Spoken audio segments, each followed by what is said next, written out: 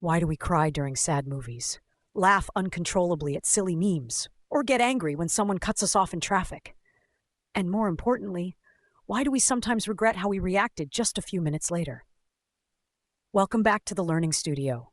In today's psychology series, we're diving into emotion and emotional regulation, what feelings really are and how we can actually manage them. What are emotions? Psychologists describe emotions as complex reactions involving three parts. Physiological response, like your heart racing when you're nervous. Behavioral response, like smiling when you're happy. Cognitive response, how you interpret the situation, like seeing a text from your crush and instantly feeling excited. So emotions aren't random. They're your brain and body working together to help you respond to the world. Why we need emotional regulation.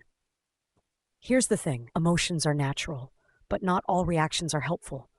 Emotional regulation is the ability to manage those feelings in healthy ways. For example, feeling angry, instead of yelling at your boss and losing your job, you might take a walk to cool down.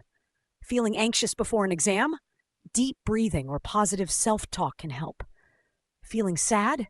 Talking to a friend might regulate your emotions better than isolating yourself with a tub of ice cream.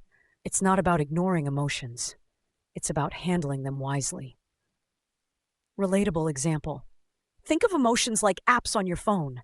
Some are useful, some are distracting, and some crash your whole system. Emotional regulation is like managing your phone storage, knowing which apps to keep running and which ones to close before they drain your battery. Why it matters.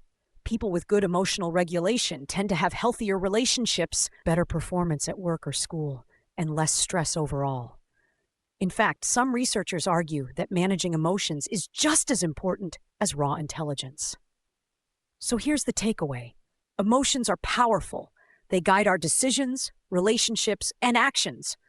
But learning to regulate them, that's what keeps life balanced.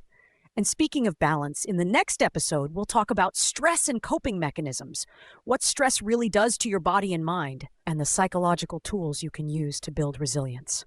Check the playlist link in the description, subscribe if you haven't, and let's keep learning together.